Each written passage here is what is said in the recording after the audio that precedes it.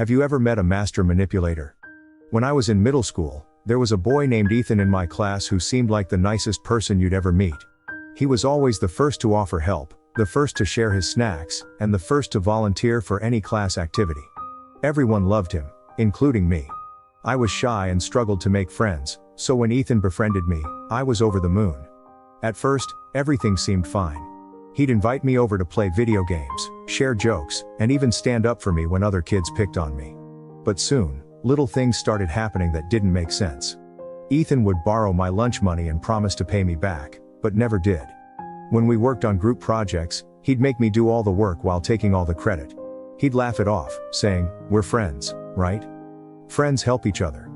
Things took a darker turn during a class camping trip. Ethan dared me to sneak out of the cabin with him after curfew, saying it would be an adventure. I was hesitant but didn't want to seem like a coward.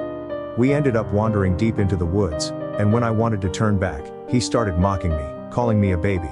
Then, out of nowhere, he told me he'd seen something moving in the trees, a shadow man he claimed had followed him on previous trips. He spun this terrifying story about how the shadow man took kids who didn't listen. I was scared out of my mind, but Ethan just smiled and said, "Don't worry, I'll protect you."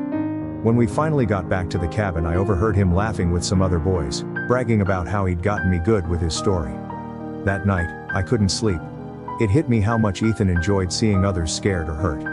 The final straw came a few weeks later when he spread a rumor that I had cheated on a math test. I was devastated.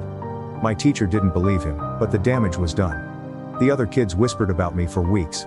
That's when I realized Ethan wasn't just a prankster or a bad friend. He thrived on control and manipulation.